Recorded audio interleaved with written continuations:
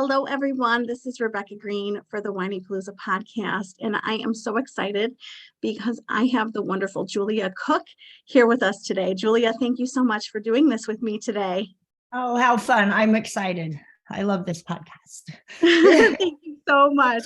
And Oh, that's so sweet. I want to tell you a little bit about Julia. She is a nationally recognized and award-winning children's book author and parenting expert.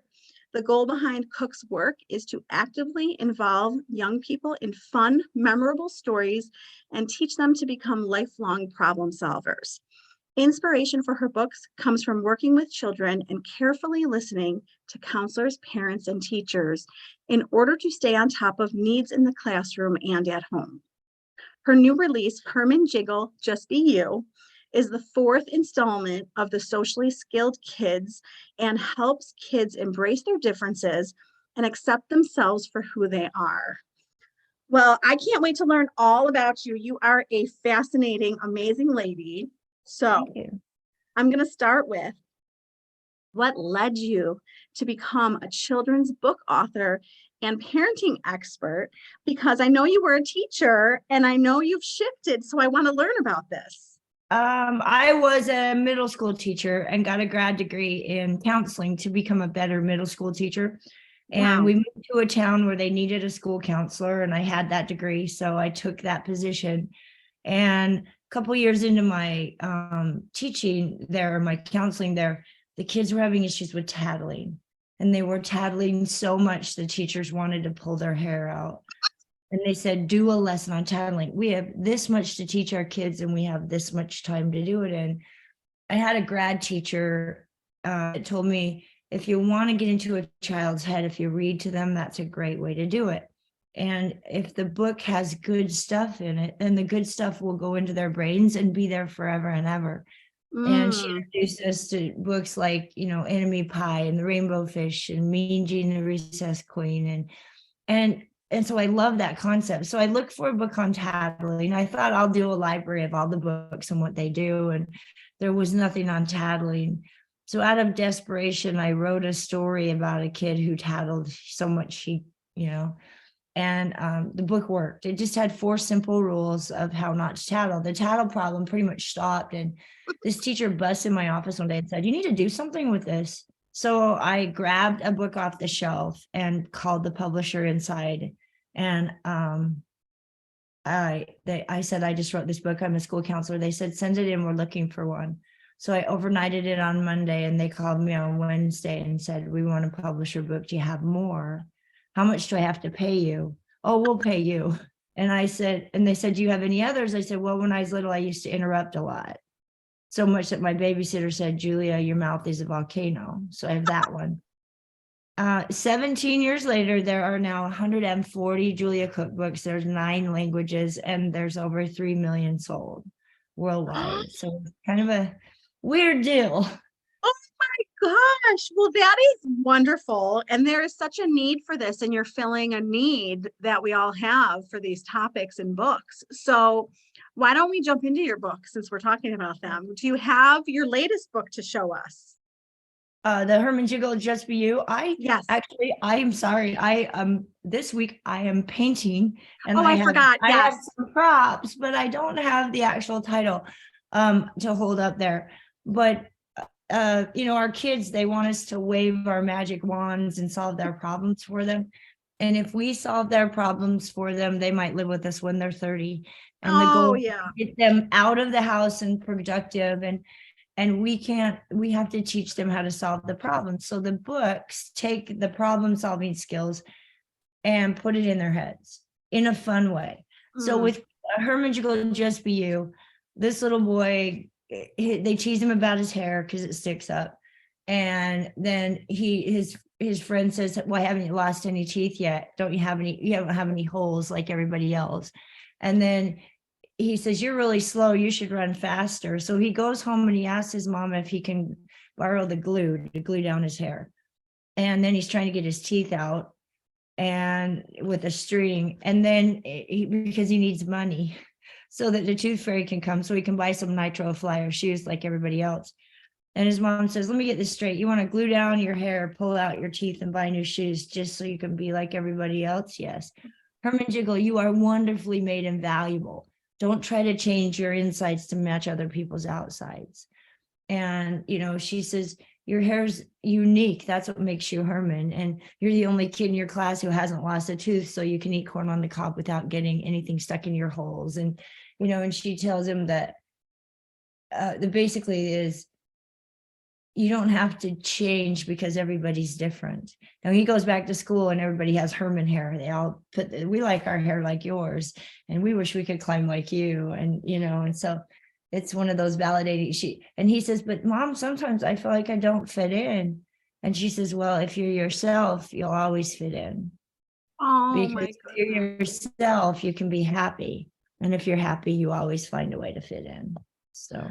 Oh, I love that. We have so many kids that are trying to change to be like whatever's cool or whatever. And they kind of, there's some kids that are fists, okay? They're solid. So if they take a hit, it bounces right off of them. Unfortunately, especially like with social media and so much image going on, some kids are spheres. And when they take a hit, they crunch and they deflate. And so our goal is, if you just have to be this person to create this solid sphere where I'm okay, So let's jump into that, because you talk about helping kids be confident in who they are. So tell us how we can do that. How can we help our kids be more confident? We've always been taught to praise kids. Oh, I'm so proud of you. Way to do this. I can't believe, that's wonderful. And then when kids are online, like playing video games, that's an intrinsic reward.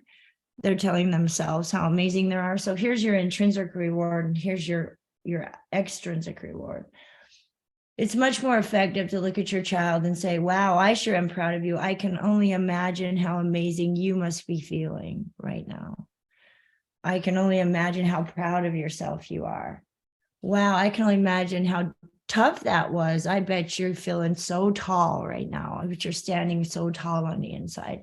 And so you're like, yeah, I am, you remind them of how you want them to feel with the only I can only imagine.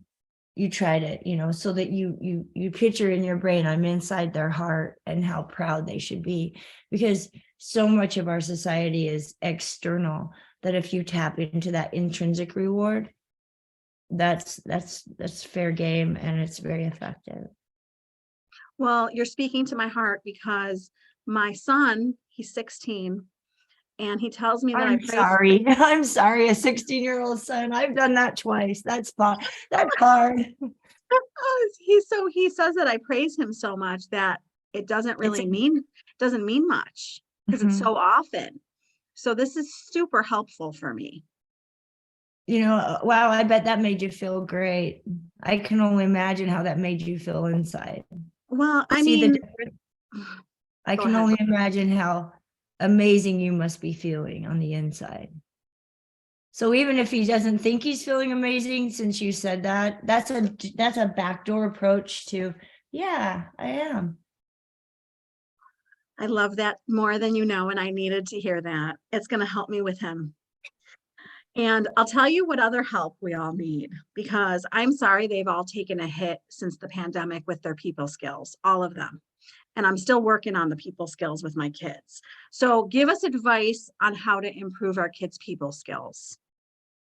Well, our kids are going to emulate what they see. So you can't expect your child to have, a high priced people skill set if you are not using those yourself. That's not the problem with me, I'll tell you. Okay. It did give us a hit, but it's also become a crutch. Oh, well, I can't do that because of COVID, instead say, well, we're behind the learning curve. Your goal, parenting is the hardest job on the planet, because kids don't come with instructions, and what works for one doesn't work for another. And when your mama comes out of your mouth, it doesn't work on your kids because they're a different animal. But it is, our goal is that I kind of think about it like when you're raising kids, you're making cookies, okay? And when they're little, you're putting in the salt and the nuts, and there's a lot of nuts and the chips and everything, and you're mixing up the batter. You have control of everything that goes in the cookie, and you have control of the cookie's environment. Then you send them off to middle school, that's elementary. Then you send them off to middle and high school, and they're in the oven. You can't control the cookie, but you can control the environment. You can make sure they don't get too hot or burn or whatever. You can control the temperature. Then when they go to college, they're on the cooling rack. And the goal is we create a situation where our children turn out to be such perfect cookies that people take a bite and they just want another bite and another bite, and they just love that cookie. They don't take a bite and say, oh, I don't like that. That's nasty. Because you really have no control over the environment or the kid after they leave your house. But when they're in the oven, it's really tough to go back in and add the salt. See what I mean? Because Yeah. that ship has sailed. So these early years are so very important. And I always told my kids, I try to be an A parent. I expect you to be an A kid. I love that line. And I'm teaching you to live in a world where everybody's not going to be as kind and nice and sweet and love you as much as I do. So you can always say, oh, I think you can do better. Let's do a redo on that people skill there, and you can sit down and ask your kids, what are great people skills? When you see somebody, what are the things that wow, that person really, and then you fill in the blanks, but you always ask them what they know too. Our kids, they'll text you their whole life story, but to go and say, hi, how are you? Can't do that because they don't feel comfortable talking to people. Did you go and apply for that job? Why email the guy? Well, did you go down and talk to him? No, I just send him a text, very comfortable with text. But our kids have forgotten kind of how to talk, and you never say, hey, what did you do at school today? Because they'll say nothing. Say, what was the best thing that happened to you today? What was the worst thing that happened to you today? What was your sprinkle? And that's kind of stupid, but that sprinkle is that moment that's so fun. And then you say your I love best those and worst. questions. I always say best thing, worst thing, and sprinkle. And that gives them a chance to practice talking, Well, it's interesting because my son needed to call his internship to set up, starting it, and he didn't know what to say. So it was a good opportunity for me to teach him some people skills that we don't think that they need. I'm like, oh, you just make a phone call, but sometimes they need to rehearse what they're going to say. It used to be that our parents said this, that, we do everything for you. We do everything for you. Well, now we still are doing everything for our kids, but they also have a wealth of knowledge about the world and about events and about life and about people, the digital knowledge. And the digital knowledge is only single faceted because you can say whatever you want online and there's no consequences. Like if you were bullying somebody and the minute you saw that hurt in their eyes, that was gratifying to a bully, and I'll stop. But I don't see that online, so I can just keep doing it and doing it and doing it. And it's very tricky. Yeah. Yeah, no, they're definitely living a more complicated childhood than we did. I remember Sure. my grandpa saying, this new generation are going to ruin the world. And now I'm like 60 going, this new generation, I'm afraid for the world. And I'm thinking, maybe that's just the way it is. I don't know. But Oh my gosh. kids have, they're faced with adult problems because of technology. Often they're faced with adult problems in adult situations with only a child problem solving skill set. And that causes some issues there. Well, let's talk about problem solving skills, because I think that is the key to one of the biggest keys to life, is helping our kids learn effective problem solving skills. So help us as parents teach our kids better problem solving skills. The thing you want with your kid, no matter what, is you want to create a relationship with them forever. And that doesn't mean you have to like them all the time, and it doesn't mean that they have to like you all the time, because they won't. But as long as you can trust a person and talk to them, and they can trust you and talk to you, that the relationship will work. But once trust is violated or communication is violated, the relationship fractures. So any relationship needs trust and communication. So in order to help our kids, I mean, that's such a wide topic, big problems. But what starts out is, how do we build this kid that's strong, that's capable? Well, this kid knows that unconditionally you love them. This kid knows that you will always be truthful with them. And they might ask you a question like 6 years old, hey, well, there'll be a shooter at my school today, mommy or daddy. And Oh, you goodness. want to tell your kid, oh no, that would never happen. But if you do that and it did happen, you fracture trust. So when Yeah. your kid lays a question on you like that and you don't have the answer, you don't have to answer. You look at your kid and you say, I'm sorry, I just don't have any words for that answer right now, but I'll figure it out. And then you and I will sit down and we'll talk about this. And then you go and research out the answer. The answer you would give them is, well, nobody really knows the answer to that problem, but we're doing everything we can to make sure that'll never happen here. And together we're pretty strong. So we always think we have to have an answer. You don't, as a parent. You can look at your child and say, I don't have any words for that answer, but I'll figure it out and we'll talk later. And then you go and find an expert who can help you. Also, when kids do things that I think our problem solving skills are really fractured, because it seems like if there's cause and then there's effect, and we get the causes, but we're kind of shaky on having the effect happen. Kids need to realize that if they do good things in the world, good things happen to them. But if they make bad choices or poor choices, they have a consequence of some type. If you run a red light, you could get a ticket, you could get injured. Okay. So you might have to have a consequence, not as punishment, is this more a consequence on teaching your kid how the world works? Where, this is a good one from Love and Logic Parenting. The kid was asked to mow the lawn by Monday, and it was Thursday. And the dad said, I need you to mow the lawn by Monday. And then it was Saturday. It says, make sure that lawn's mowed by Monday. And Monday came and the kid didn't mow the lawn. So the dad took his longboard and he took it to the pawn shop and hawked it and took the money, paid the neighbor boy to mow the lawn. Then when the kid needed his longboard, he handed him the ticket and said, you have to get it out of hock. Because because I had to use that money to pay the guy to mow the lawn because you didn't do it. So we set kids up for expectations. We need to make sure that the consequences align with those. And if you need a consequence, you can always ask your kid, what do you think a good consequence for this is? Because you definitely need a consequence for this behavior, because I need to teach you that the world doesn't work like that. And you'll be surprised. Sometimes they're harder on us than. Now, don't ever make your consequence hurt you. Because one time I took TV away from my kid for about a month and I almost died. It was terrible. That is way too long. Maybe you think, Wait. yeah, it was terrible. And I was like, this is punishing me, not them. And I say, oh my gosh, my bathroom needs to be cleaned. Here, knock yourself out.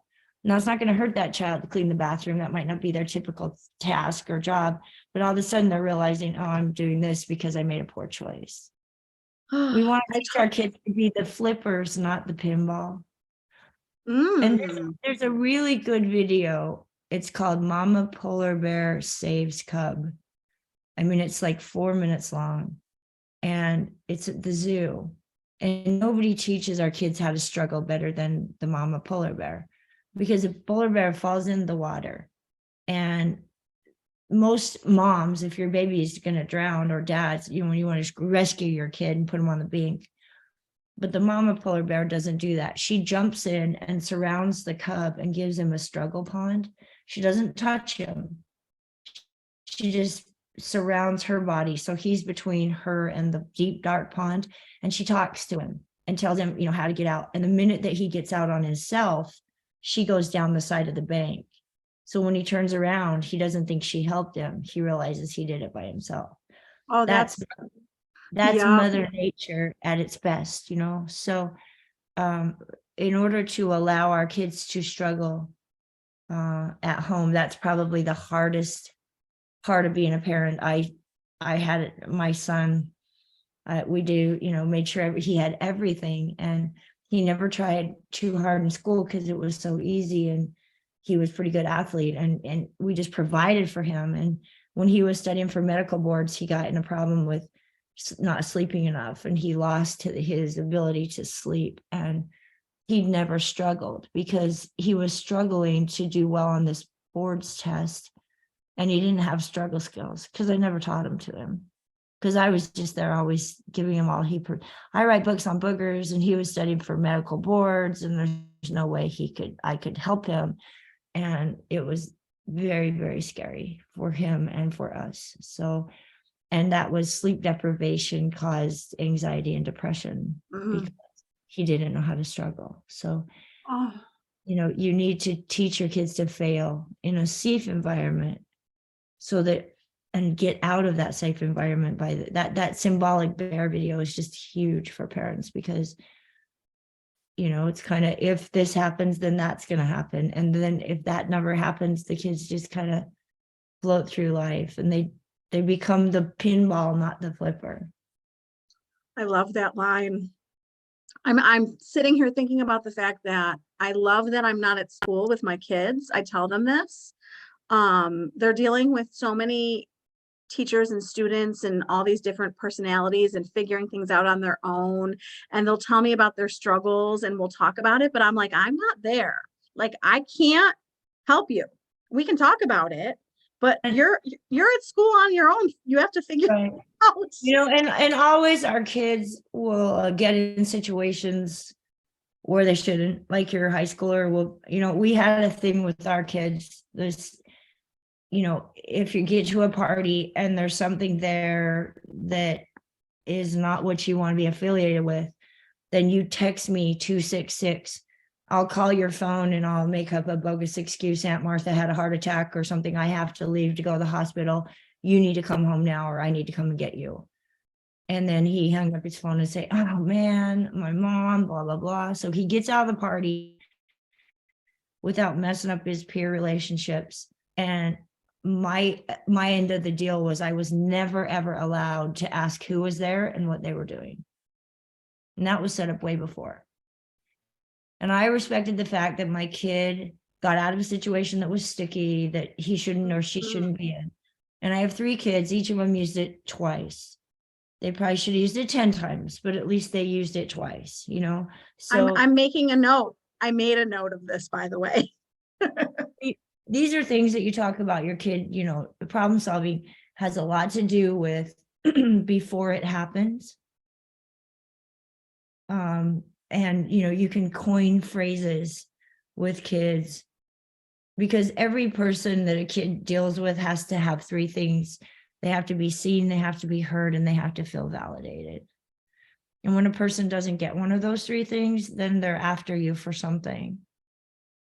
So a coin phrase everyone can put in their back pocket. I can only imagine how frustrated you must be feeling, or I can only imagine how happy you must be feeling, or so that's kind of a lot of problem solving skills you set up before the issues. And you talk to your kid, you say, what are some of the problems, things, the struggles that you face, and situations you don't know how to deal with something. If you get in a situation and you don't know how to deal with it, I mean, in the world we live in, 1 in 4 children will be sexually approached online, right under your roof. And so there's some red flags that you can set up before this happens. I mean, this happens, they have, sometimes the perps have like the same profile as your child, and they say everything your child needs to hear, and they're in their social streams and they have the same friends. And then they convince your children to, hey, send me a kissy face and I'll send you one. Let's pretend we're drinking beer, but we'll just take a picture of it. And then we won't really do it. We'll just pretend. And you send me one and I'll send you one. And then they'll say, hey, send me a crotch shot. And your child will say, no way. Well, then I'm going to take this picture of you drinking beer and I'm going to send it to all of these people and I'm going to out you and I'm going to tell all you know, you're going to get kicked off the team because obviously you're partaking in alcohol. And so the kid's trapped. There was an instance with a young man who was, we have this rule that if it's covered up by a swimsuit, you never take pictures of it and send it online. It's the swimsuit rule. It's real simple because that's off limits online. So this young man got caught up. He was sending body parts to, he thought, a young lady. And that's the thing now with, you know, kids. And it turns out that the young lady was really a Nigerian 42-year-old guy and told the young man to clean out his parents' bank account. And if he didn't, he would send all of his pictures to all the kids at school and his parents. And the young man ended up taking his own life because he didn't want his parents to not have any money. He didn't want to shame them. He knew what he had done is wrong. And he was so embarrassed that the only way out was to take his own life at 13. So there's a situation where a child is faced with an adult problem and a kid's skill set. So we talk to our kids long in advance before that with these problems. First of all, if you're ever online, never, ever, ever take pictures of anything under a swimsuit and send it, because once it goes out, you have no control. What if you send it to your best friend and your best friend says, oh, I won't share it, and it's sitting on his counter and his brother comes along and sees the picture and shares it with all his friends? Can you control that? So we have this book called Cell Phony, and it says, feel free to take pictures and send them to others, but make sure your pictures are clean. If they can't be displayed on a billboard, they should never come across your screen. Such good advice. Oftentimes, these perps will ask your kid to go to a different platform. They'll say, there's too many people on this platform, or we should go to this is a more intimate platform. This is a more fun platform. What they're doing is taking the kids off of the radared webs and putting them into an unsecured web line. And so if anyone ever asks your children to, to change platforms, that's a big red flag. So you talk to your kid way in advance about that. No one should ever ask you to go to a different platform, because you know what? You could get trapped. And if no one has the right to make you feel uncomfortable online. And I don't care what you think, we will never, ever get mad at you if you come to us because someone tries to trap you online and make you do something you don't feel okay with. That's a trap. And we will never, ever get mad at you, regardless of what that is. And you set those little things up way in advance. And a lot of that can be totally eliminated by, screens in the bedrooms. You might think that you are sleeping and your child is up playing video games online, like setting their alarm at 2 and playing until 6 and then going back to bed and then letting you wake them up. Why are you doing that? Well, if I don't play, I don't have any friends at school because I'm really good and I'm on this team.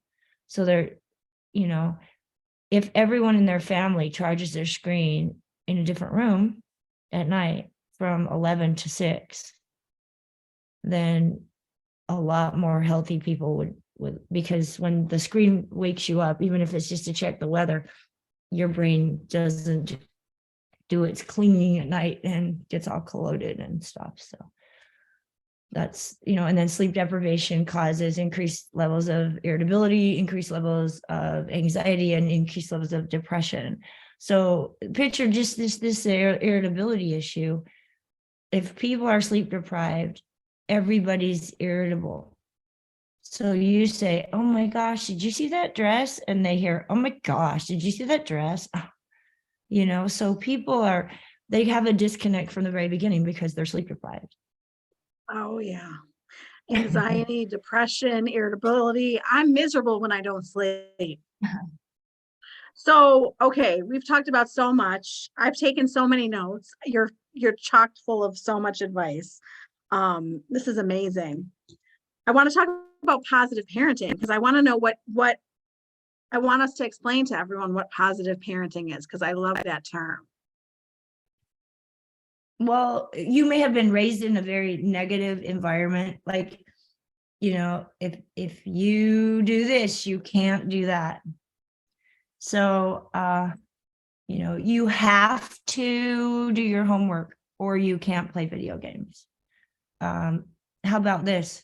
You get to do your homework so you can have free time. Never call video gaming a thing.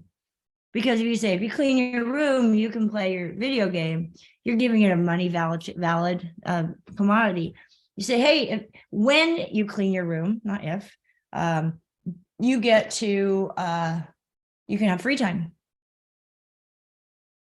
And when you tell a kid what they have to do, they use 1/8 of their brain. Okay. When Yep. you tell a kid what they get to do, 7/8 of their brain comes out. Hold on, I'm going to take a picture. Put that back. I want to take a picture of that. That's awesome. I love that. Thank you. So today you get to clean your room. You get to put stuff where you want to, and you get to do it whenever you want to because it's your room versus you have to clean your room today. I mean, nobody likes to be told what they have to do, but we all like to be told what we get to do. That's an example of positive parenting. Would you, as a parent, like to hear the words that are coming out of your mouth? Or could you think about when your mom or dad has said stuff, they were probably negatively parented, or parented out of fear. This will happen to you if you do this. So we were like, ooh. And now, sometimes when your kid does something that's just awful, say, wow, that's really draining my energy. That's an energy drain. Or they try to get in your face and argue with you. You cannot argue with a person that's not there. So you know what? You must be really frustrated. I'm really frustrated. I don't deserve to be talking to you right now. You deserve some space. Oh, I love that. You deserve some space right now. Versus shut your mouth. I don't want to hear that. See what I'm saying? I think you deserve some space of your own for a minute. And then also the word but versus and. Never say but. Kid wrecks your car. You wrecked my car, but I still love you. Okay, well then I'm off the hook for wrecking your car. You wrecked my car and I still love you. So you're recognizing what they did wrong and you're throwing the and in there. That's very powerful. It's all about our word choices. I like this. So, and sometimes there are no words and it's easier. It's better when you don't have when you only have negative thoughts, to look at your kid and just say, I don't have any positive words, so I need to go away for a while. I'll come back and we'll talk about this. Because it's very hard to parent positively if you've been parented negatively. It's kind of like you imprint how you should parent. But we found that with kids today, because if they're not going to get what they need from you, they get it from this. That you need to establish that trust and communication with them. And we have to communicate differently with kids today. These books have been around for 17 years. Every time a book of mine goes to print, it gets adjusted a little bit because how we talk to kids now is not how we talked to kids 17 years ago. Kids change, people change. We have to change along the way. So true. That's so true. I have 2 middle school daughters and their insecurities just make me so sad. And I know they're not alone. And I know kids suffer from so many insecurities. Can you help us? What can we do to help our kids with their insecurities?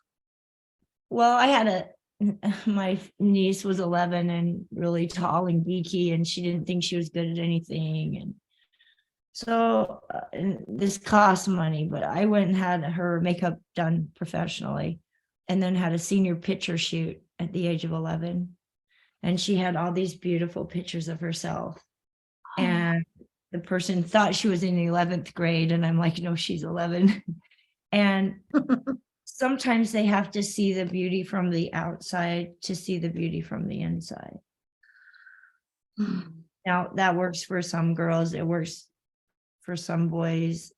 It may not work for your kid and it's expensive, but that's a lot cheaper than therapy. It's a lot cheaper, than in-house treatment. And you want to raise your child to be confident yet not cocky. Mm-hmm.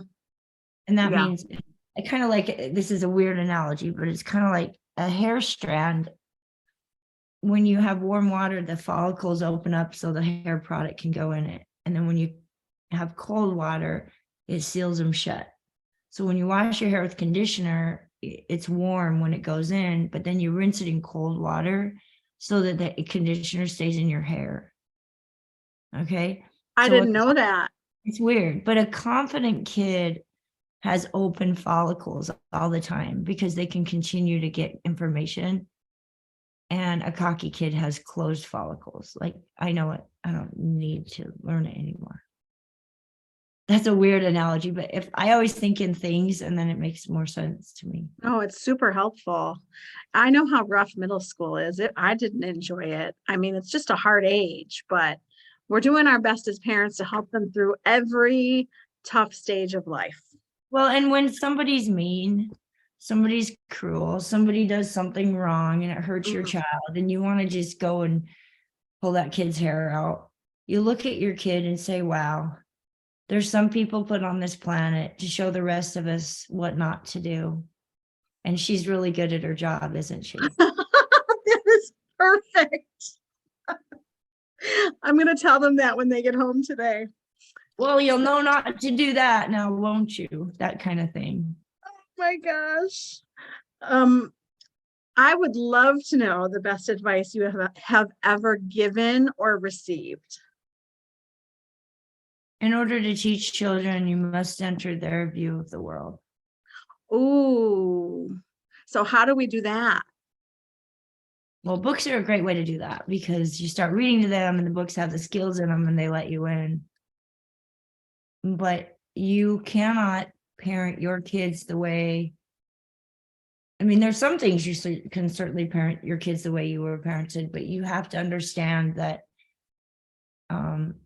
they've been given worldly knowledge at very young ages and are faced with problems that we never would have even incurred due to lack of knowledge, of awareness of what's going on. And, the thing is, if they don't fit in with you, there's always a group out there that they'll fit in with. So the goal is to make sure that, they always fit in at home. I think that's the most powerful advice is, through trust and communication, figure out a way to make your child feel like they fit in at home. That is so sweet. I've never heard it put that way. It takes time. And sometimes we don't have time because we're putting stuff on Instagram. And never do this with your kid. When you're on your phone, never do this. Your kid say, mom, unless you're doing CPR on this phone, anything your kid says is more important than that phone. An email, an Instagram, a deadline, it doesn't matter. Your child is more important. It used to be when you go in a store, if the person was on the phone or if the phone rang and there was a person there, they always met the person first. And now the phone takes precedence. Oops, sorry, got a call, just a minute. That's sad.